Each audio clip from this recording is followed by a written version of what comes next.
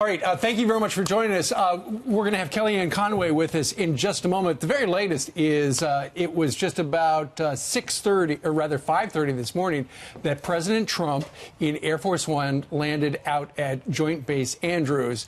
And after he came down the stairs, he got into an armored Suburban for the 20-minute ride to the White House, and he started doing some tweeting. Yeah, he didn't have his tie on. Hopefully he got some sleep because he hadn't had sleep in 25 hours. But he is back home. The summit has come and gone, which is hard to believe. But when he went over, he talked to Kim Jong-un and he showed him a video. There was an edited video of what North Korea could look like if you really did denuclearize your country. That's right. And we have a little bit of that video, I believe. Yeah, here's who just landed, a long trip, but everyone can now feel much safer than the day I took office. There is no longer a nuclear threat for North Korea. What you're just watching is some of the video that the president handed out in Korean as well as English during this 4-hour meeting when they were with the 4x4 meeting. They said, hey, Kim Jong-un and your delegation, look at what North Korea could become.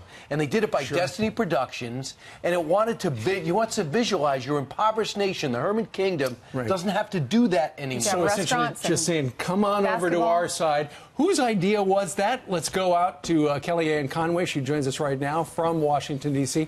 Kellyanne, that video, it's now available. Some people love it. Some people think it's kind of crazy propaganda. Whose idea was it?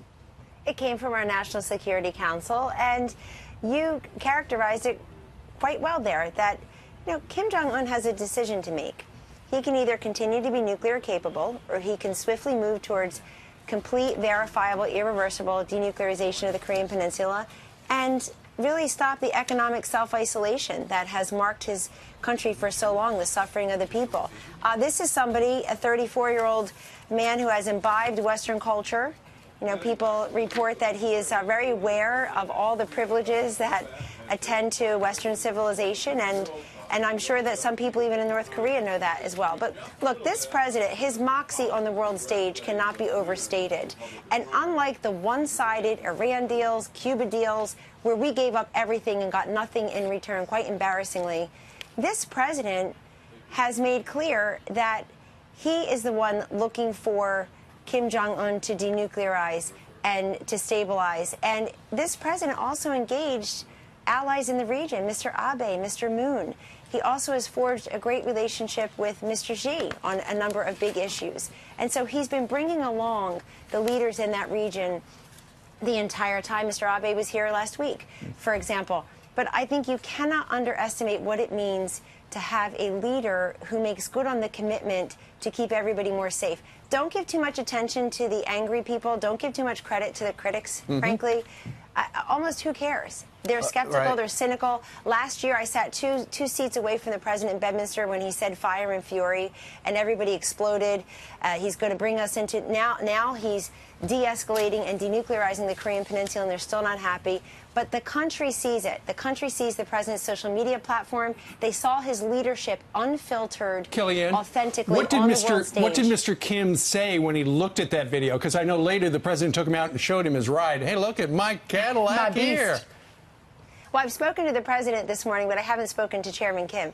But what did he say? Yes. But again, this president reads people like no one I've ever seen. And he's a master deal maker and negotiator. That's all very important because so many people are trying to fit into an old, stale framework what just happened. Folks, you got to throw out the playbook.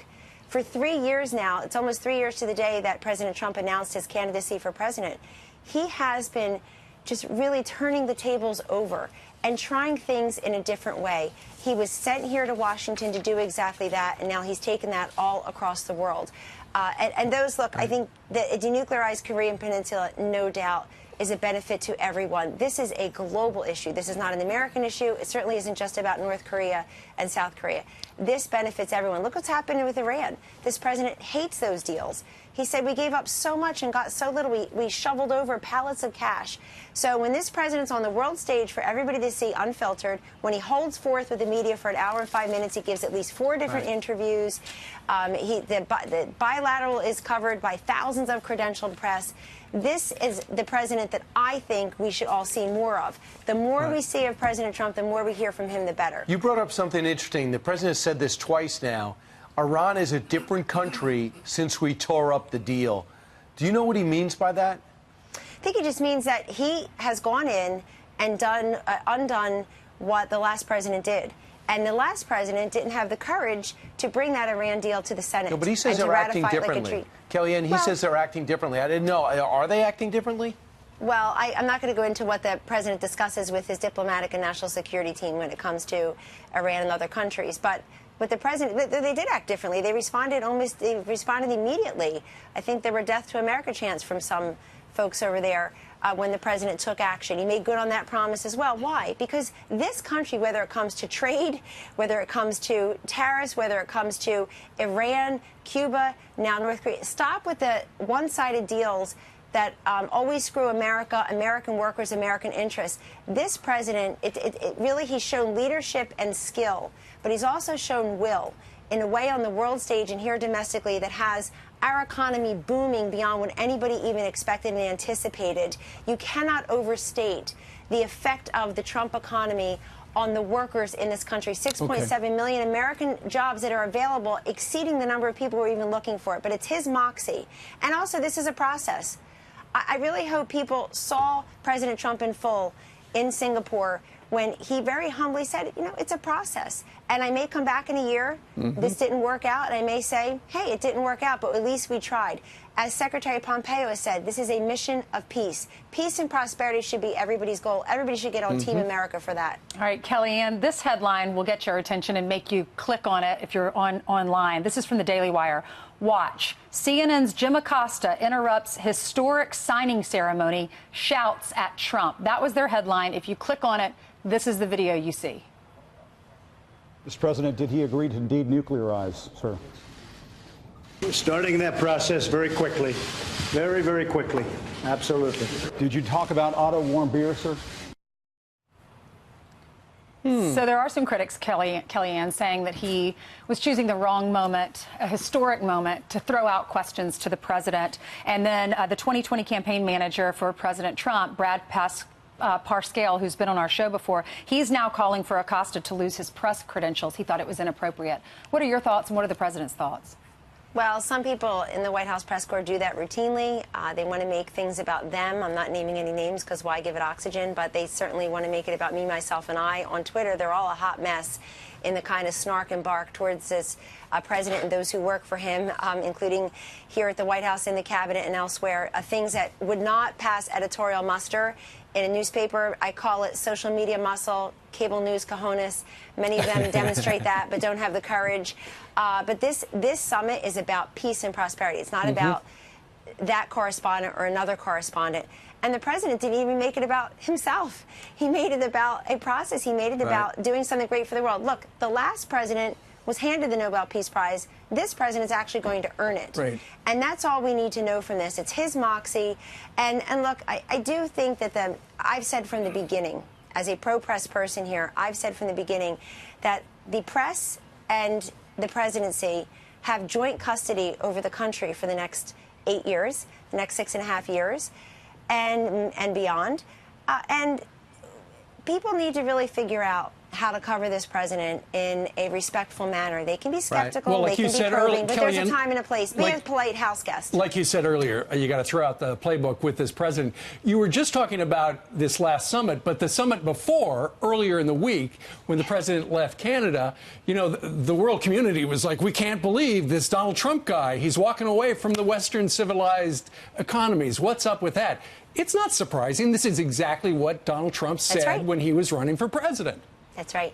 You can draw a straight line from how candidate Trump campaigned and what he promised the American people to getting elected on those promises and elevating issues like unfair trade deals and wanting to renegotiate them and make them more fair and reciprocal. This is not a president who has ripped up trade deals and walked away harumphing. This is a president who has said, let's renegotiate ones that are more fair and more reciprocal. To whom?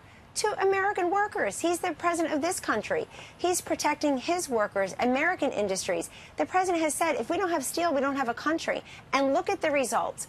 look at how people are bending to the will of President Trump, whether they want to admit it or not. Right. And by the way, a lot of consensus building was done at the G7. They agreed to things that aren't getting as much coverage because we always go to the heat and not the light. But this president has said from the beginning, and look at the result, the deregulation, the taxes, and the ability and the willingness to renegotiate bad trade deals, multilateral trade deals, taking us out of TPP days into office, wanting to renegotiate Chorus and NAFTA and the rest. What has happened?